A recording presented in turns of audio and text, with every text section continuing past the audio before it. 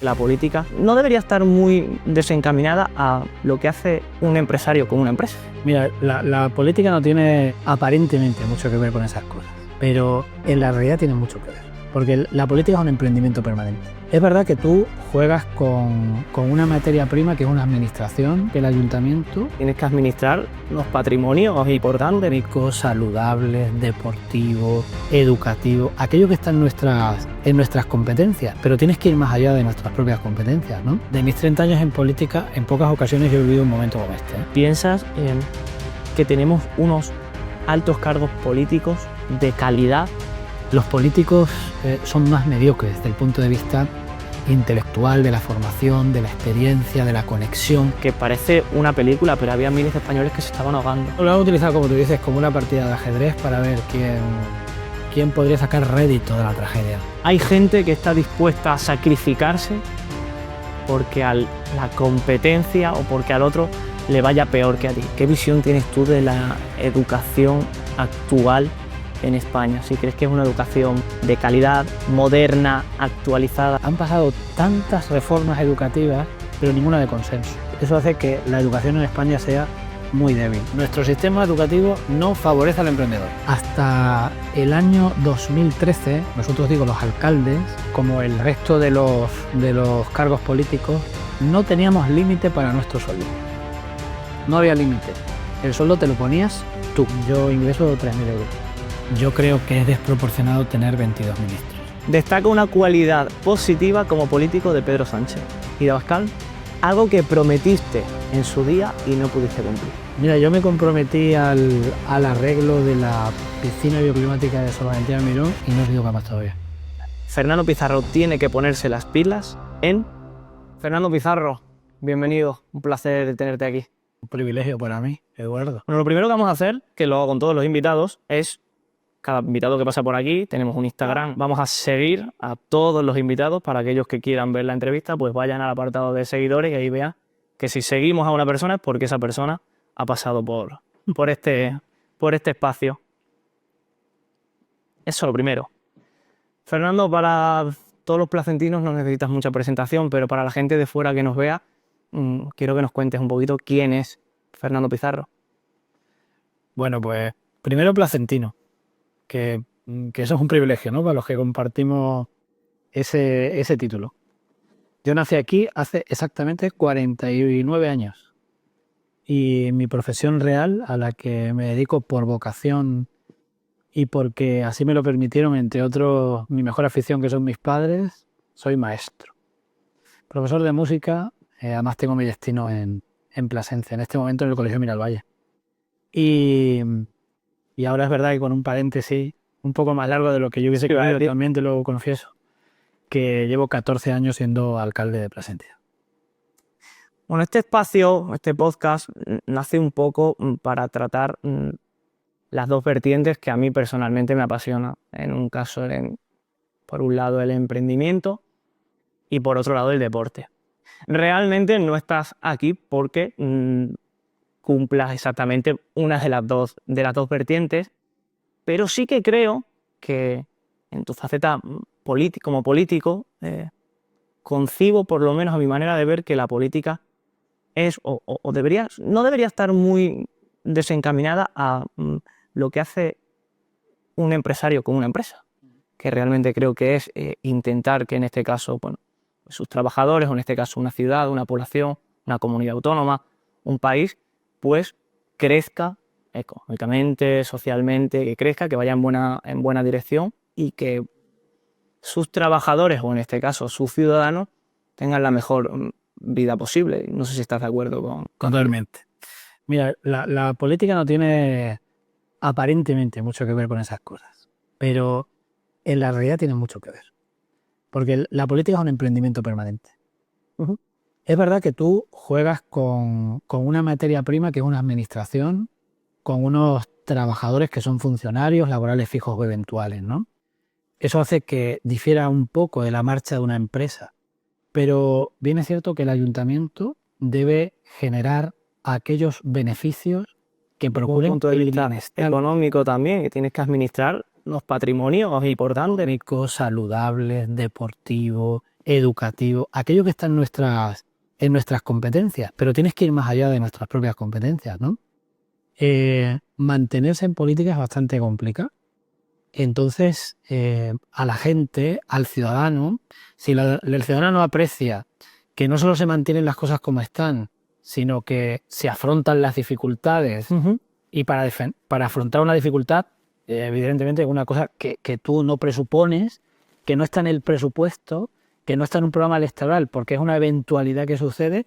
Tienes que ser un poco emprendedor para afrontarla, para eso necesitas el staff técnico, Por ¿no? ejemplo, te decía que veía ciertas similitudes de cómo, de una forma idílica, cómo tendría que afrontar un político su actividad. Tienes que ser emprendedor. Mira, yo recuerdo que cuando yo empiezo en esto, en el 2011, que yo entro en el ayuntamiento, las redes sociales eran incipientes, ¿sí?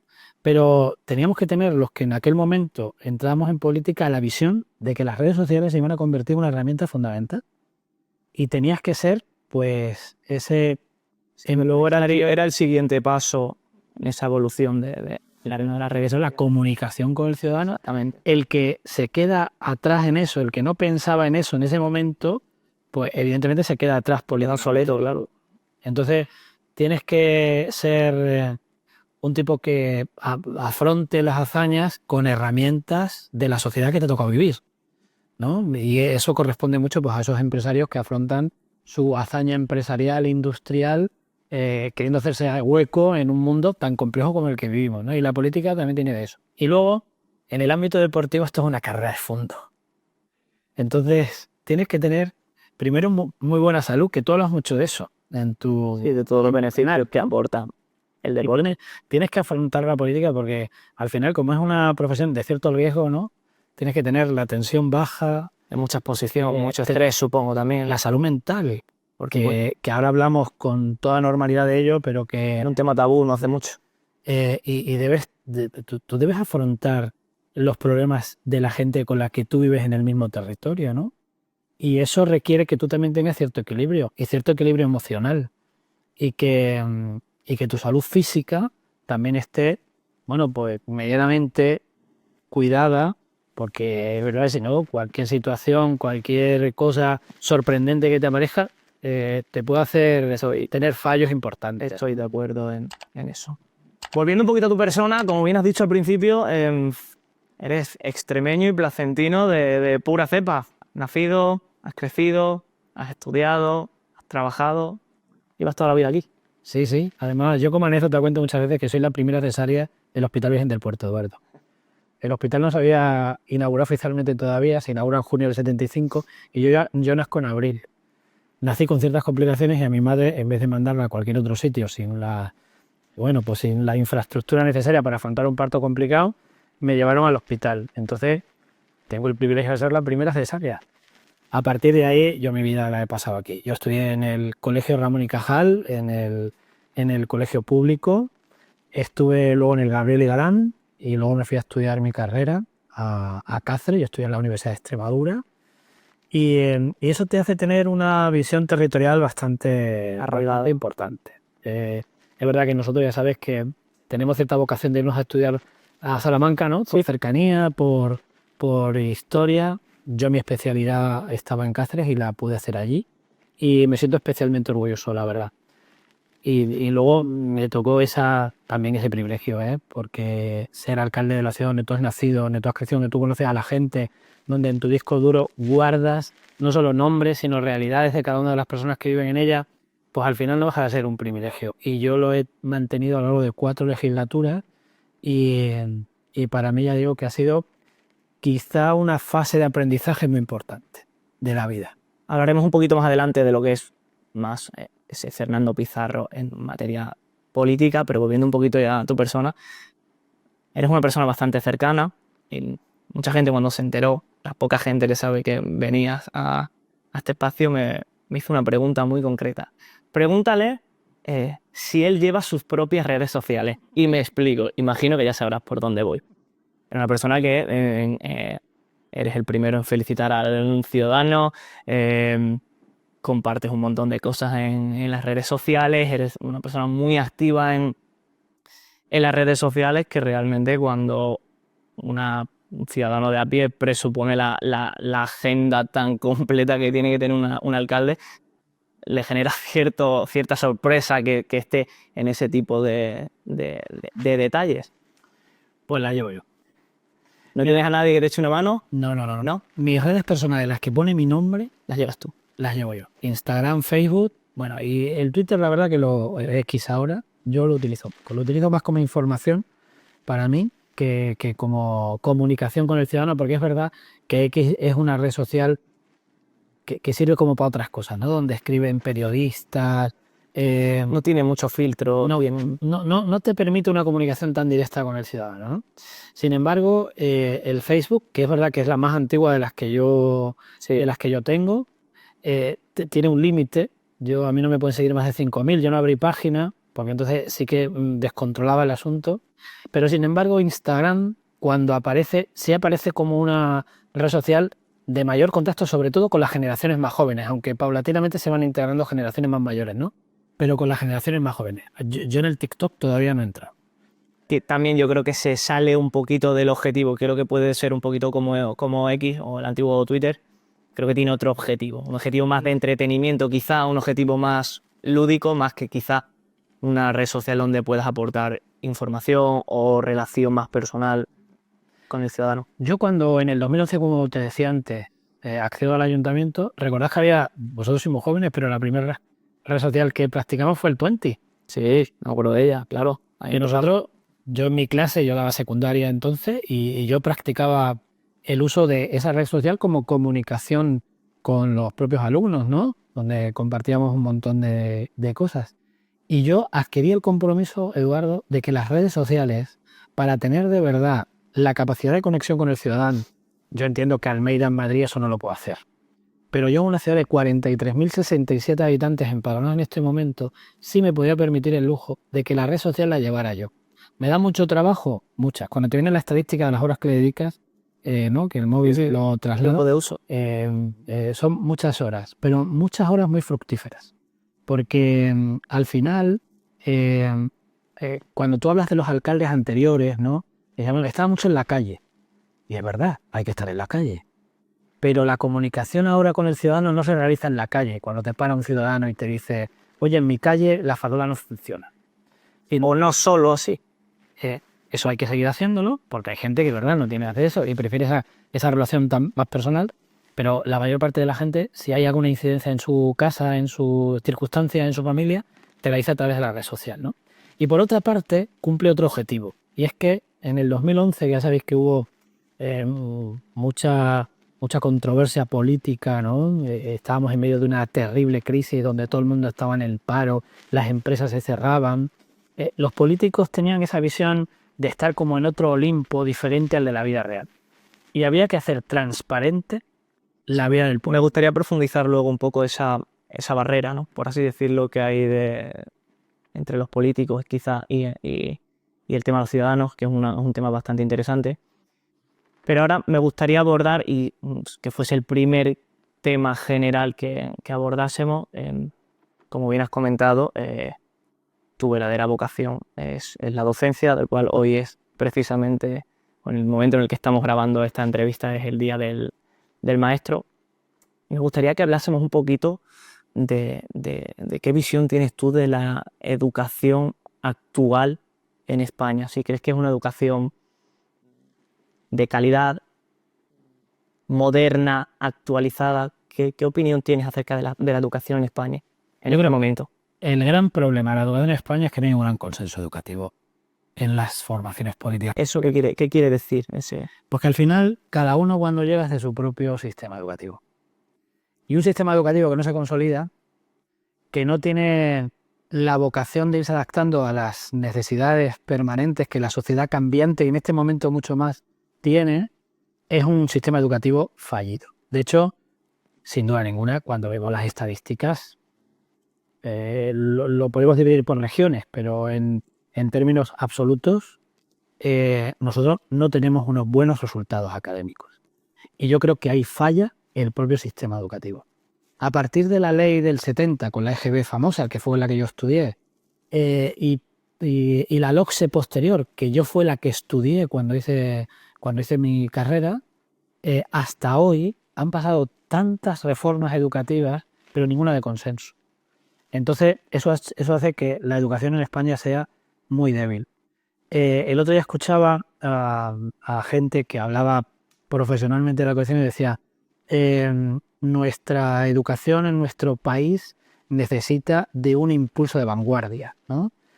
Y es verdad que necesitamos primero ese consenso y luego adaptar el sistema educativo a las circunstancias. Ahora bien, nuestro sistema educativo lo que sí tiene son grandes profesionales. Eso es a lo que iba a ir ahora. Creo que sí que estoy de acuerdo contigo en que creo que en España hay una vocación real por la docencia, que eso es una cosa maravillosa. Diría, no puedo hablar desde el punto de vista de estadísticas o de números, pero diría que probablemente es la carrera más estudiada entre los españoles, probablemente lo sea. Como bien te he dicho, este espacio aborda mucho el tema del emprendimiento, entonces una cosa que a mí me frustra quizá de la educación actual que tenemos es que bajo mi punto de vista estamos formando, tenemos la idea de formar a esos niños, a esos adolescentes bajo un mismo perfil. Y me explico y te pongo un ejemplo. Cuando un niño o un adolescente en primero o segundo de la ESO saca, que ha estudiado música, un 10 en música y un 5 en matemáticas, lo que hacemos es apuntarle a refuerzo de matemáticas para que mejore. Cuando bajo mi punto de vista lo que deberíamos hacer es apuntarle a refuerzo de música, porque estamos viendo que es una habilidad que tiene esa persona, que como en todos los sectores lo que tenemos que intentar es reforzar los puntos positivos de cada niño de manera individual. ¿Qué ocurre ahora? Pues como estamos reforzando y intentando crear el mismo patrón, lo que tenemos es pues, el mismo perfil de persona, que quizá entonces por eso creo, bajo mi punto de vista, que es por lo que, por ejemplo, en España tenemos más personas que su objetivo o su futuro es tener un trabajo, estudiar una oposición, que lo necesitamos, que eso es innegable, y menos personas o menos chicos jóvenes que se decidan a emprender o a llevar otro camino distinto y crear varios perfiles de población. No sé si estás de acuerdo conmigo. Nuestro sistema educativo no favorece al emprendedor. No hay una educación del emprendedor. No existe. Una cultura. Por eso nosotros, y tú lo has dicho muy bien, nosotros muchas veces, ¿qué quiere un padre para su hijo? Que sea funcionario. Claro, o sea, que yo vengo de una familia funcionaria, que me parece fenomenal. No quiero crear aquí como una lucha eterna entre el empresario, funcionario, empresario, trabajador, pero sí que creo que no favorecemos esa cultura emprendedora. Todos somos necesarios. Por supuesto. Todos. Y tiene que haber empleados públicos que hagan posible que las políticas públicas se lleven al efecto y que nos cuiden en un ayuntamiento, en una diputación, en una comunidad autónoma. Es decir, eso es inevitable. Pero no tenemos formación del emprendimiento. Entonces, tú no verás ningún bloque de contenido en la ley de educación que favorezca esto. Eso me parece... Ni también, te digo más, tampoco verás a maestros o profesores preparados para trasladar ese conocimiento. Claro, porque tú puedes decir, está muy bien, pero ¿esto quién lo imparte? ¿Quién lo da? ¿Es parte fundamental del espíritu de nuestro sistema educativo? No lo es. El mayor problema que tenemos en nuestra sociedad ahora, nosotros lo vivimos en el ayuntamiento como receptores de gran parte de esa información, de las demandas de la sociedad, es que no hay gente que haga oficios tradicionales. No hay albañiles, no hay fontaneros. Y eso también es soldadores. Es una cosa que se está perdiendo. Que además eso tiene mucho que ver con el emprendimiento, porque la mayor parte de esta gente tiene sus propias empresas, son autónomos, claro. Tienen pequeñas y medianas empresas que son muy fructíferas económicamente, ojo, porque son servicios que en este momento, por la escasez que hay, son incluso de caros, podemos decir. Sí, la ley de la oferta y la demanda. Si hay poca oferta... Te quieres hacer una casa y sufres mucho para encontrar una empresa constructora que te haga tu casa, ¿no? Pero que el que hace la casa necesita, como te decía antes, al fontanero, al carpintero.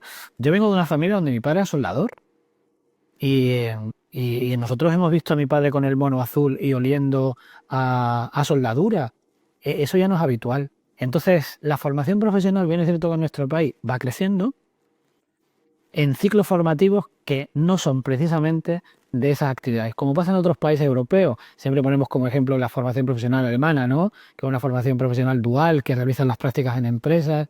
Pero claro, nosotros cada vez tenemos menos empresas con la capacidad de que den esas prácticas. Las empresas nos piden que formemos a gente en ese ámbito para poder tener trabajadores que puedan ejercer esos trabajos que son necesarios en nuestra sociedad.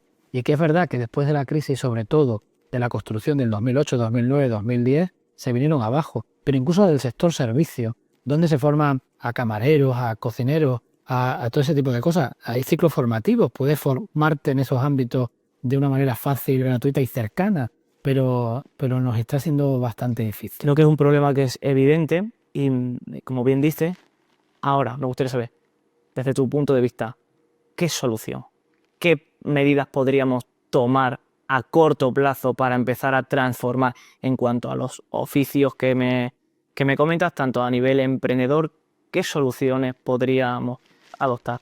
Ahí, yo en mi caso, te lo digo de una manera personal, porque por las reflexiones que yo he podido hacer, ahí el origen de esto está en el sistema educativo, como estábamos hablando antes. Tiene que fomentar la formación profesional, pero no una formación profesional académica, Eduardo. Tú no vas a aprender a hacer albañil, no lo vas a aprender en un aula, vas a aprenderlo en la práctica en empresa, y vas a descubrir si es una vocación tuya o no, porque en este mundo tenemos que caminar a que, hombre, el conjunto de las personas que formamos parte de él seamos felices, ¿no? Y dedicarte profesionalmente a aquello que te hace feliz, que te llena, y eso mismo lo puede ejercer un maestro como un albañil, como un fontanero. Y además con el emprendimiento que eso supone en la práctica profesional de esas profesiones, ¿no? Además ahora se abre un montón de abanicos de cuestiones que tienen que ver con las energías renovables. Sí, claro, pues son nuevas tendencias que se van incorporando a lo que ya había años Tú para atrás. construir un parque eólico no necesitas solo al ingeniero que lo diseña, necesitas a gente que formada en otros ámbitos haga posible ese parque. Entonces, quiero decir con esto que al final la educación es la herramienta que transforma el mundo, Eduardo. Eso no tengo ninguna duda de ello. Por eso me parece un tema tan importante y un tema que tiene que ser absoluta prioridad. Y aquí hay dos patas. En la educación, yo hace un momento he tenido un acto y lo he compartido con los que estaban allí, la educación tiene dos patas. Primero es que la sociedad ejerce un magisterio. La sociedad ejerce un magisterio. Lo han ejercido tus padres contigo en casa. Y tú eres lo que eres hoy porque tus padres Claro. te han enseñado con su magisterio, con su ejemplo, con su conocimiento y su experiencia a ser como tú eres hoy. Y además, tú has tenido muy buena genética y también lo has recogido desde ese punto de vista, ¿no? Entonces, las familias son agentes educadores fundamentales. Si en casa no se trabaja este ámbito profesional, esta cultura del emprendimiento, ese apoyo, muy difícil que tú al final des el paso. Y luego, junto con las familias, la sociedad en su conjunto, las asociaciones, las ONGs, la dinámica habitual de la sociedad, luego están las administraciones, que tienen que legislarlo. Y la legislación educativa más importante es el sistema educativo. Y ahí es donde se debe plasmar, desde un punto de vista de la obligatoriedad legal, de trasladar estos mensajes, ¿no? De que nosotros en la escuela no solo enseñemos a leer, escribir, sumar o restar, no le enseñamos como en mi casa el pentagrama y a colocar las notas en el pentagrama, sino que todo eso está encaminado a que tú seas feliz en el desarrollo de una acción profesional para la cual tú estás preparado. Y la misma preparación necesitas para ser maestro en tu ámbito como para ser un profesional de cualquier otro. Has comentado ahora una cosa que era lo siguiente de lo que quería hablar contigo. Hemos quedado claro que hay una falta de conocimiento en cuanto al tema emprendedor, que falta un poquito profundizar en esos temas en la educación. Pero es que también creo que, por eso te preguntaba al principio de que si crees que tenemos un sistema educativo actualizado, sigo viendo a los niños pequeños, ya pues, familia pequeña, en el que, por ejemplo, seguimos enseñando matemáticas, inglés, de la misma forma que lo enseñábamos 20 o 30 años atrás. Y me explico. A día de hoy, los niños creo que emplean un montón de tiempo en aprender a sumar, a restar, a multiplicar, a dividir por el método tradicional. cuando creo que deberíamos dar un paso adelante, porque todo ese tipo de cosas en la vida real ya está completamente automatizado y tenemos que implementar esa tecnología a la educación también. El otro día veía un programa que había hace muchos años atrás, que no sé si lo recordarás, que era un programa que se veía en televisión, donde se enfrentaban padres contra niños y hacían preguntas de primero de primaria, segundo, tercero, cuarto, y un programa que tuvo bastante repercusión, donde ganaban los niños. Si le buscas un poquito un poquito ahí la tergiversia, realmente decimos, o sea, si quizás no es que la educación está un poco coja cuando está pasando este tipo de cosas, que no estamos actualizándonos y quizás estamos enseñando de una forma que se está empezando a quedar obsoleta. Es verdad que la educación suele tener un criterio muy conservador, ¿no? Y utilizamos muchas veces los mismos métodos con los que a ti te enseñaron. Entonces pasan de generación en generación. Mira, el otro día yo, en una conferencia en la inauguración del curso de la UNED que dio Urbano García, Familia mía, un primo de mi padre, pues un tipo al que yo tengo mucha admiración, mucho aprecio, y al que yo conocí estando en el colegio. Precisamente yo contaba esa anécdota de ese día, que nos dio una conferencia en séptimo, octavo de GB, que cuando hicimos esto parece que hablamos del Pleistoceno, ¿no? Cuando hablamos de a mí ya no me acuerdo, a mí también me suena un poco ya. Eso es como cuando yo oía a mi madre decir que hacía cuarto y reválida, ¿no? O sexto y reválida, ¿no? Pues así me siento yo un poco ahora. Bueno, pues nos dio una conferencia sobre el periodismo, ¿no? Y el tipo lo hizo tan bien que a mí no se me ha olvidado, ¿no? Quiero decir que el tipo influyó positivamente en nosotros. Ahora es el responsable de la innovación de Radio Televisión Española en Madrid. Tiene un puesto de los que se tiene que adelantar a su tiempo en algo que también ejerce un magisterio muy importante, que son los medios de comunicación, en este caso, los medios de comunicación público, ¿no? Y decía, y a mí me sorprendió al principio, pero indudablemente tenía razón. Decía, le quitamos el móvil al niño. Es verdad que hay que racionalizar el uso del móvil, pero hay que utilizarlo educativamente. Si bien utilizas esa herramienta, él sabrá sacarle el mayor provecho a esa infraestructura.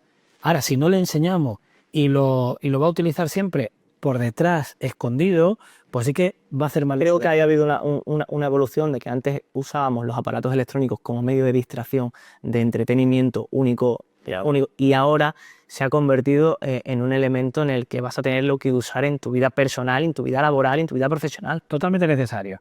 Él daba un paso más, porque el móvil casi es una cosa que ya forma parte como un apéndice de nosotros, ¿no? Y ya lo tenemos tan interiorizado, todo está en el móvil.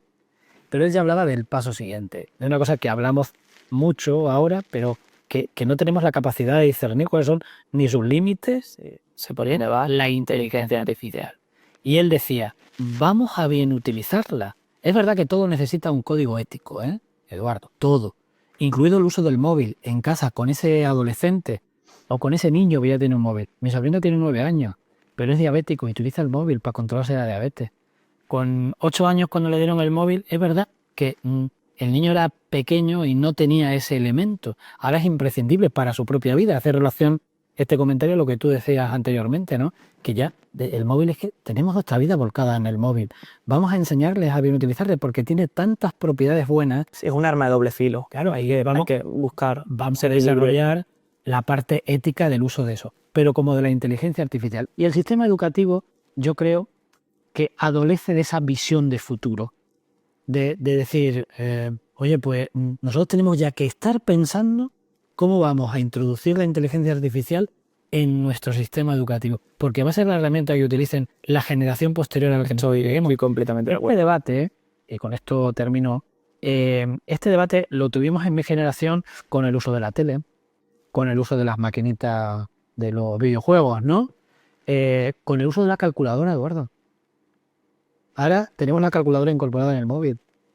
Evidentemente nosotros tenemos que saber sumar, restar, multiplicar y dividir con nuestra propia lógica, porque desarrollará nuestro cerebro. Pero como tú decías, hay herramientas que ya nos lo dan hecho. Y a nosotros no nos dejaban utilizar la calculadora. Cuando el mensaje de Urbano era, enseñemos a bien utilizar esas posibilidades, ¿no? Y yo creo que en ese sentido el sistema educativo tiene que tener una visión más de vanguardia. Tiene que haber maestros y profesores, y digo esto porque muchas veces los sistemas educativos los elaboran aquellos que no saben de qué color son los niños. Y a mí eso no me vale. El sistema educativo debe estar definido por el que conoce muy bien el aula y el niño y su comportamiento y sus circunstancias y sus particularidades. Y esa gente, debe haber un grupo de ellos que seguir dando clases y saber cómo funciona un aula en la sociedad actual, pero con su mente puesta en dentro de 3 años, donde hay que incorporar la inteligencia artificial. La verdad que ha sido una reflexión interesante y que tenía ganas de tratar contigo por la experiencia y por tu vocación y por ser maestro como eres. Vamos a pasar ahora sí a un poco a ese Fernando Pizarro, esa figura política. Si no me equivoco y los números no me fallan y la información es verídica, llevo casi 30 años dentro de la política, ¿me equivoco? Sí, porque yo me afilié al partido en el año 96 y fui concejal desde el año 99, sí, más o menos. La sensación general ahora mismo parece que no corren buenos tiempos para la política. No sé si estás de acuerdo. No, la política siempre es muy convulsa, ¿eh? Bien es cierto. La convulsa es una actividad en la que se invierte mucha pasión. Y al final, si la pasión no está bien entendida y bien canalizada, puede llevar a un deterioro absoluto de la relación del político con la sociedad. Vivimos en un momento especialmente convulso. De mis 30 años en política, en pocas ocasiones yo he vivido un momento como este. Quizás solo comparable a los resultados esos finales de Aznar como presidente, con una guerra de Irak, con un atentado terrorista, que se vieron momentos también muy convulsos. Pero el deterioro de la relación personal, que es en la que se basa todo, porque tú no tienes, yo Fernando Pizarro no tengo una relación solo institucional con el ciudadano o con el resto de los partidos políticos, la tienes personal, porque que tú los conoces y tratas con ellos y te tienes que sentar como yo aquí ahora, ¿no? Entonces hay un gran deterioro de esa relación personal. Es verdad que la propia sociedad en este momento evoluciona tan rápidamente y la política habitualmente también es muy conservadora y no lo hace del mismo modo, hace que vivamos como una especie de terremoto, ¿no? La situación que se vive en el país, en otros ámbitos geográficos, hace que al final haya una desafección del ciudadano con el político. En todo esto, en mi humilde opinión, y me afecta a mí en este comentario de manera positiva, pero yo creo que el ejemplo de político cercano al ciudadano es siempre el alcalde. Y me excluyo de eso. Yo tengo en mi entorno, y he tenido a lo largo de estos casi 14 años, a mucha gente que han sido ejemplares en su relación como alcaldes con su municipio, con su pueblo, con su ciudad. Y hay un montón de gente que es de la que aprendemos.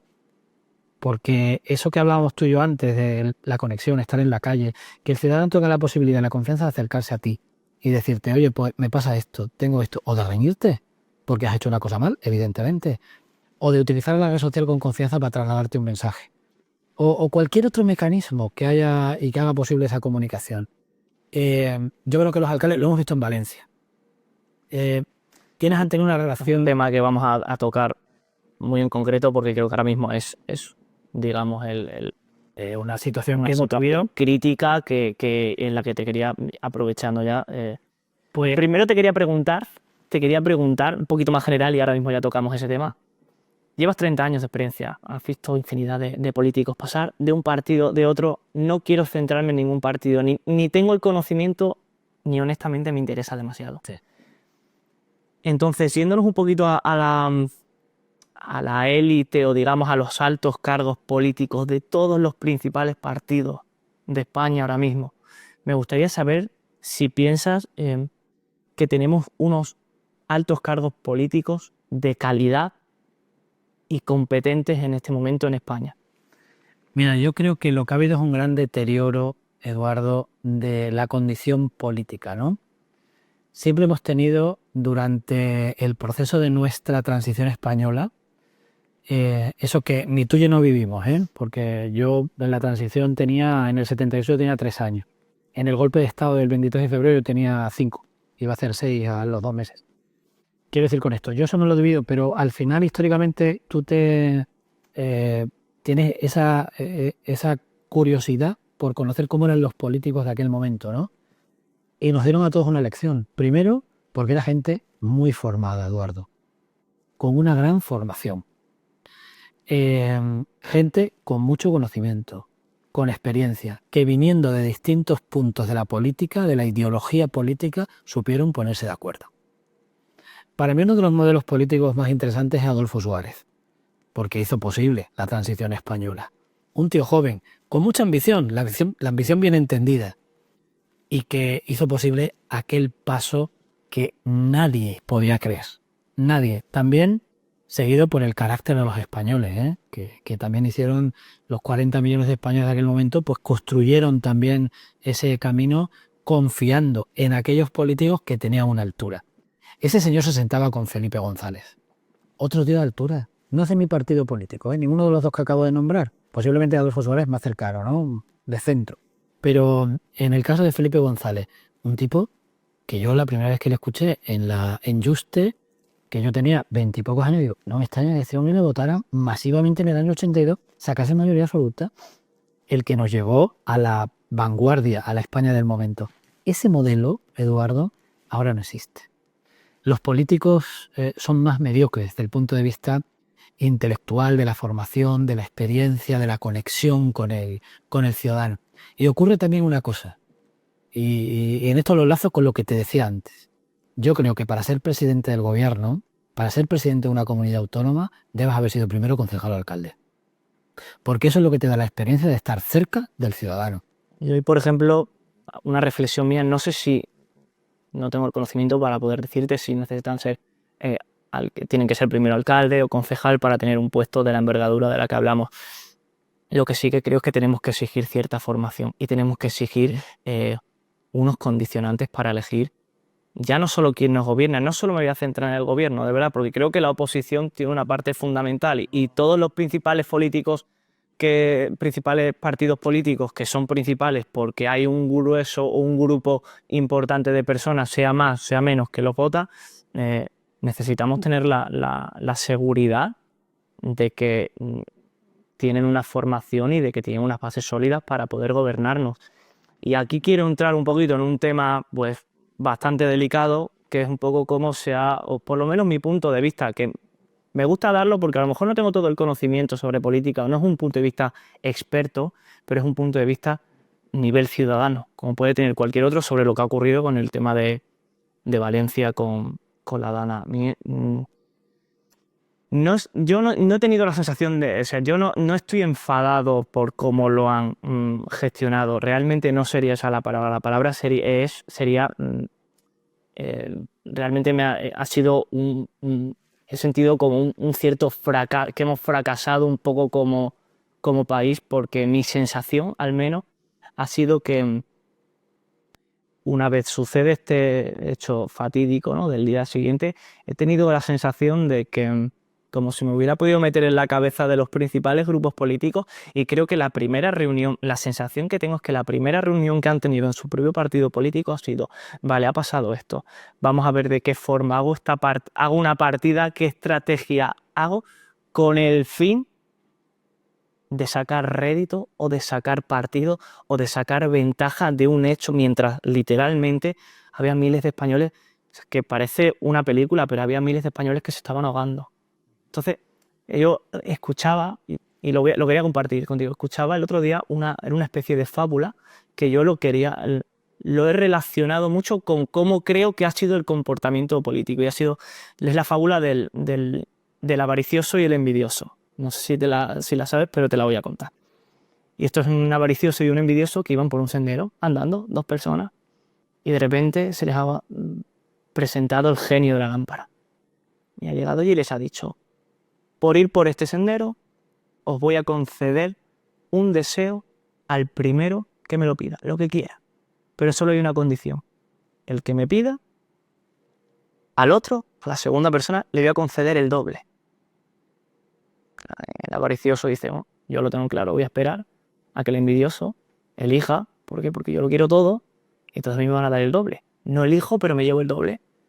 ¿Qué ocurre? El envidioso ha dicho, oye, yo como elija, este cabrón se va a llevar el doble. Yo no quiero esperar, quiero elegir porque me da envidia, no quiero que se lleve más que yo. Pues nada, y el genio esperando, pasan horas, nadie elige, todos callados. Y de repente llega el envidioso, dice, lo tengo, se me ha ocurrido. Dice el genio, por fin, dime, ¿qué deseo quieres que te cumpla? Le dice el envidioso, quítame un ojo. Y le quita un ojo y al avaricioso le dejó ciego. Y un poco la moraleja de toda esta, bueno, es que hay gente que está dispuesta a sacrificarse porque a la competencia o porque al otro le vaya peor que a ti. Y un poco esa es la sensación que he tenido yo con el comportamiento político en esta situación tan delicada, y que yo soy una persona muy joven, pero creo que no he vivido nada igual desde el atentado de Atocha.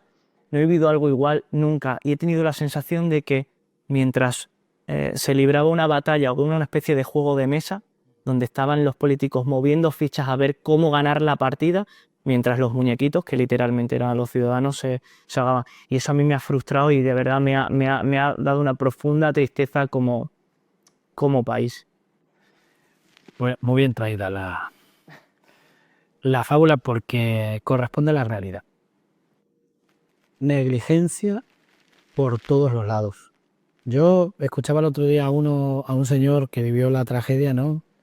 Y que decía, nosotros nos acostamos pensando que al amanecer, los que pudimos acostarnos nos despertamos pensando que cuando subiéramos la persiana de casa iba a estar todo el mundo allí ayudando.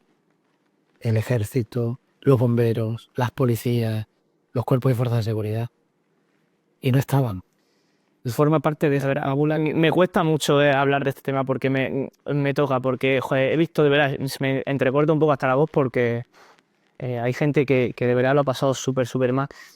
Tan difícil era muy fácil que al día siguiente, allí en el Congreso donde se reúnan, porque ¿no? en el Congreso de los Diputados seguro que hay mesas enormes donde se puede reunir mucha gente, que hubieran salido los líderes políticos de todos los partidos allí reunidos, con el jefe de la policía, con operaciones con catástrofes, no sé, con quien fuera, en una mesa, y que hubieran dado una rueda de prensa. Hubiera sido como país, para la política, hubiera sido absolutamente histórico.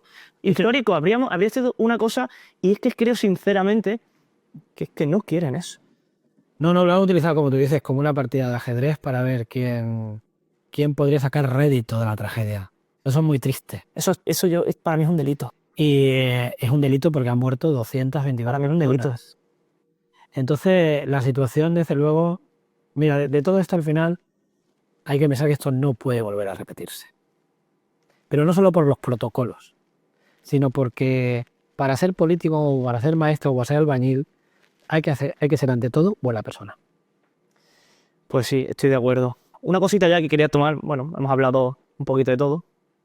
A mí, como emprendedor, me gusta hablar de un tema económico, porque creo que el dinero es un tema tabú y que a la gente no le gusta hablar de dinero.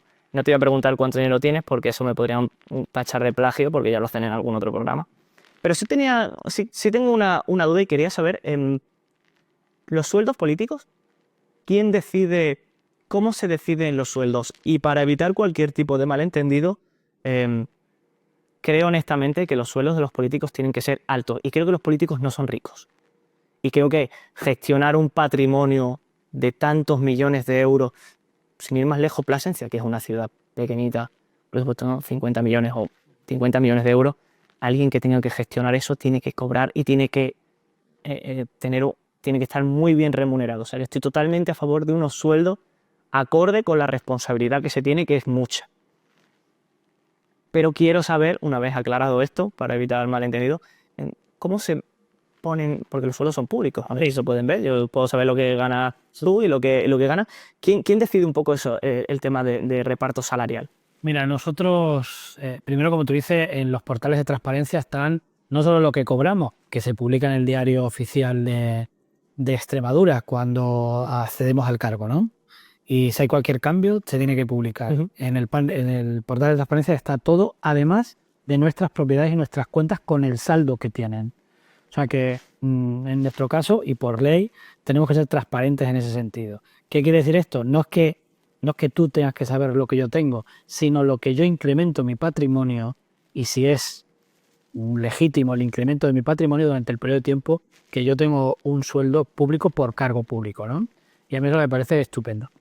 Nosotros, hasta el año 2013, nosotros digo los alcaldes, como el resto de los cargos políticos, no teníamos límite para nuestro sueldo. No había límite. El sueldo te lo ponías tú. En virtud, entiendo, de unos criterios, ¿no? Unos criterios más personales y sociales que legales, ¿no? Entonces, claro, date cuenta que entre los alcaldes hay mucha gente, sobre todo en los pueblos pequeños, que no cobra nada. No cobra nada por compromiso personal. Entonces, en esa en esa legislatura del 11 al 15, sale una ley donde se establecen los límites de los sueldos de los alcaldes. En este caso, yo hablo por lo que represento, ¿no? Y entonces, según el número de población, te daban unos límites económicos de tu sueldo. De manera que, de algún modo, aunque son límites no estrechos, son medianamente... Sí, hay un margen determinado. Por ejemplo, en los tramos de nuestras ciudades, que son de 25.000 a 50.000 habitantes, donde estamos nosotros con los 43, al que pertenece Don Benito, Almendralejo, por ejemplo, otras ciudades, pues había un límite por arriba de 60.000 euros al año y luego unos límites por debajo que, evidentemente, por debajo tú puedes ponerte el que quieras, ¿no? Había que poner el límite por arriba. Entonces, con el objetivo de controlar determinados sueldos, porque es verdad que había alcaldes que cobraban más que un secretario de Estado, que un ministro, que el propio presidente del gobierno. De ahí era un poco la pregunta, ¿quién decidía ese límite? Entonces, nosotros ya lo tenemos por ley. Pero, por ejemplo, por eso os comentaba, el presidente del gobierno cobra menos que el alcalde de Barcelona. Por ejemplo, el presidente del gobierno no llega a 80.000 y el alcalde de Barcelona llega a 120.000. Quiero decir, pero por ejemplo, yo no sabía cifras, no lo había visto, Entonces, pero por ejemplo, para mí un presidente del gobierno, ese sueldo no me parece. no, si los sueldos de verdad... De hecho, mirad, para que lo pongamos en situación europea, ¿no? Un diputado en el Congreso o un senador cobra unos 4.000 euros, podemos decir es mucho o poco, en virtud de lo que tú ganes, ¿no? Pues puedes decir que es mucho o poco, pero un eurodiputado que realiza la misma función en el territorio nacional, o sea, en el territorio europeo, que la misma función que en el territorio nacional un diputado en el Congreso o un senador, cobra 12.000, con una serie de prebendas añadidas. Cuando se pone el sueldo de un eurodiputado entre 10.000 y 12.000 euros más prebendas, es decir, viajes, etcétera, etcétera, asesores, etcétera, etcétera, bueno, pues cuando se pone eso es porque en el conjunto de Europa la media establece este sueldo. Por eso es verdad que los políticos españoles, esto es un debate como hablar de los toros y del aborto, ¿no? Que siempre habrá gente para un lado y para otro de una manera muy, muy radical, pero es verdad que los sueldos en España de los políticos no son elevadamente caros, o sea, no son elevadamente altos. Yo, por ejemplo, yo lo puedo decir porque está publicado, yo en mi nómina me ingresan, gestionando un presupuesto de casi 50 millones de euros, yo ingreso 3.000 euros. Se podrá dar cuenta que yo, con mi sueldo de maestro, yo en este momento cobraría 2.300 euros y yo doy clase en la universidad, que son otros 500 euros más. O sea que yo vengo a cobrar lo mismo aproximadamente que cobraría en mi... Y yo de verdad reitero, que el tema de los sueldos, poquito por lo que he podido informarme, porque sabía que te lo quería preguntar para saber tu opinión, no me parece desproporcionado. No quiero extenderme mucho porque ya se nos va un poquito el tiempo, pero lo que sí que creo que me parece desproporcionado es la cantidad desproporcionada de asesores, de puestos, sobre todo más, no hablo a nivel quizá local o o a nivel autonómico, sino a nivel nacional en la cantidad, ¿no? Uno puede ver la cantidad de asesores, la cantidad de puestos que hay, que al final lo que es una presión económica sobre los ciudadanos, que al final es un gasto público, y ahí es donde sí que creo que quizá habría que darle una vuelta de tuerca. De hecho, Eduardo, nosotros, por esa misma ley que te hablaba antes del límite de los salarios de los alcaldes, está estipulado también los límites del personal de confianza que tiene cada ayuntamiento, también por número de habitantes. Y tenemos la obligación cada 3 meses de llevar un punto en el orden del día al pleno para dar cuenta a la corporación municipal de las personas que forman parte del gabinete. Nosotros en muchas ocasiones ni siquiera los hemos completado, ¿eh? No, lo hemos hecho en virtud de la necesidad.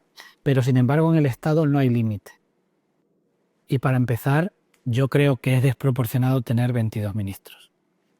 Es Y tú creas otra patata caliente. 22 ministerios, eso lo multiplicas por asesores y personal proporcionalmente. Entonces es la verdad un gasto desmedido siempre y cuando el ciudadano no tenga, porque puede haber muchos, si al final el ciudadano ve que eso tiene un fruto, ¿no?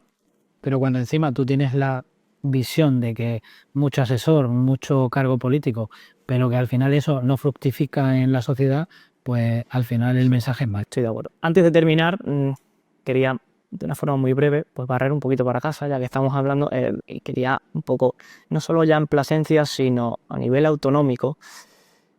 Bueno, pues como extremeño, pues me genera un poco de tristeza ver que en muchas ocasiones gente que vive fuera de Extremadura, como que tiene a Extremadura como si fuese una comunidad de segunda división.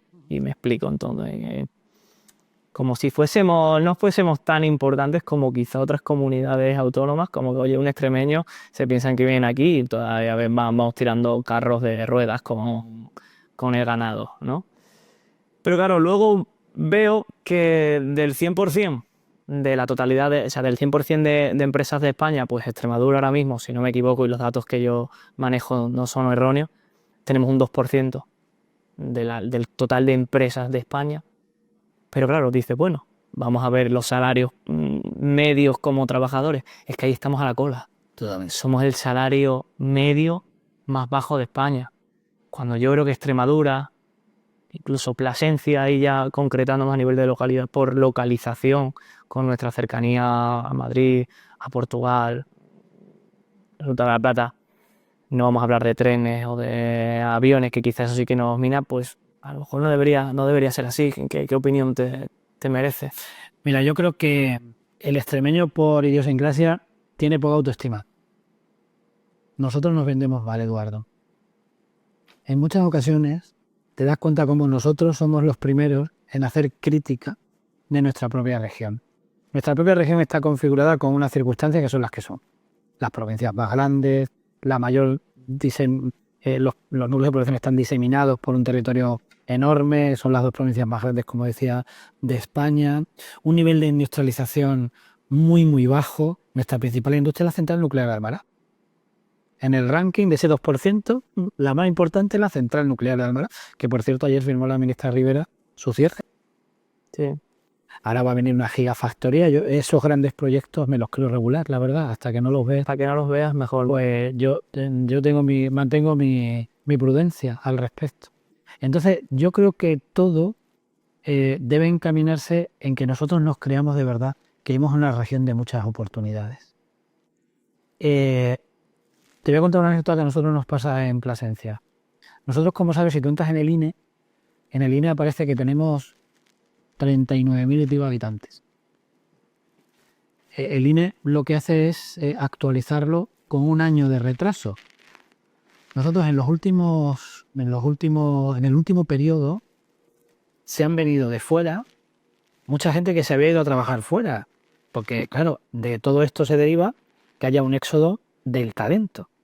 ¿Dónde se va un tío que a una chica que ha estudiado y tiene un carrerón y además Sí, que pasa a gran escala, pasa en España, se va a Madrid? que se van, pero en Extremadura a pequeña escala pues nos pasa también. Y han venido, nosotros hemos engrosado unas 3.000 personas en el padrón. ¿Por qué? Porque mucha gente ha visto que vivir en las grandes ciudades, pues no le colma de la felicidad que buscaba. El teletrabajo ayuda, evidentemente, que hay mucha gente que va una vez a la semana a su centro de trabajo en otra comunidad autónoma, pero el resto del tiempo lo puede hacer aquí, teniendo conciliación, viviendo en una zona, 3.000 personas. Como ejemplo te diré que a nuestras últimas oposiciones en el ayuntamiento de auxiliar de administrativo se ha presentado un ingeniero aeronáutico que tenía trabajo en una aerolínea de Madrid. Con su familia allí, su mujer, sus hijos, y ha dicho, mira, yo allí, nosotros no somos felices, nos venimos para acá. Se ha presentado a la oposición, ha aprobado, está de auxiliar y dice, es que a mí el sueldo que cobraba allí no me compensa. Sí. Me compensa el que cobro aquí, que aun siendo menos, por la categoría profesional, pues yo tengo una vida feliz. Mis hijos están con sus abuelos, yo tengo ayuda para la conciliación, etcétera, etcétera. Una serie de circunstancias que hacen que... Pero en todo esto necesitamos aumentar la autoestima. Y luego hay un trabajo muy importante por parte de los políticos. Los políticos muchas veces nos dejamos encandilar por cantos de sirena, Eduardo. Entonces, se sienta contigo un tipo que viene a decirte que va a invertir 1.000 millones de euros en hacer un parque temático en la Siberia y te lo crees. Cuando sabemos que Sí, que por condiciones es absolutamente imposible. pero te lo crees. Y tú lo utilizas como arma también de tu propio a tu propio beneficio, ¿no? Por lo que consigues. Y los políticos en Extremadura deben hacer, y no me excluyo de eso, debemos hacer una gran campaña para que ese empresario que se va a ir a Madrid porque está cerca del núcleo de decisiones, al final se venga a 2 horas y media, porque aquí con buenas comunicaciones, con un suelo más barato, con personal adaptado y cualificado, puedes tener el mismo rendimiento, ¿no? Y esa promoción hay que hacerla y salirnos de ese embotellamiento de las grandes ciudades que al final son un saco sin fondo. Bueno, pues ahí queda eso, Fernando. Para ir terminando, tenemos ahí una pequeña sección que esta la tengo para todo el mundo, que son una serie de preguntas, que ahí sí que te voy a pedir una respuesta muy rápida. Preguntas y respuestas, lo que quiero, total transparencia y que te mojes un poquito, ¿vale? Son preguntas que son completamente individualizadas para la persona para cada invitado, ¿vale? Próximo presidente de la Junta, pero no puedes volver a ejercer la docencia, ¿sí o no? No, seguro. Destaca una cualidad positiva como político de Pedro Sánchez. Positiva, ¿eh? Es un tío valiente. ¿Y de Abascal? Políticas, todos tenemos condiciones políticas, condiciones positivas. Sí, sin duda. Abascal es un tipo con experiencia. O sea, es más o menos medio positiva, medio que no encuentro ninguna.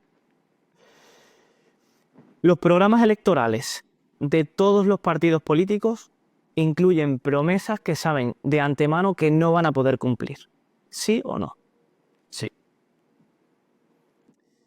Una promesa que con la que te comprometas antes de dejar la alcaldía de Plasencia o antes de que termine esta legislatura. Martín Palomino. Mira que yo soy joven, pero esa viene de lejos. Algo que prometiste en su día y no pudiste cumplir. Pues, mira, yo me comprometí al arreglo de la piscina bioclimática de Sor Valentina Mirón y no he sido capaz todavía. Una reflexión de vida para todas esas personas jóvenes como maestro, ¿qué les darías? Un consejo, algo que... En esta vida hay que ser feliz. Y por último, y esta es la única que repito a todos, Fernando Pizarro tiene que ponerse las pilas en muchas cosas, entre ellas en lo deportivo. Fernando, muchas gracias por tu tiempo. Aquí lo dejamos y nos vemos en el próximo episodio.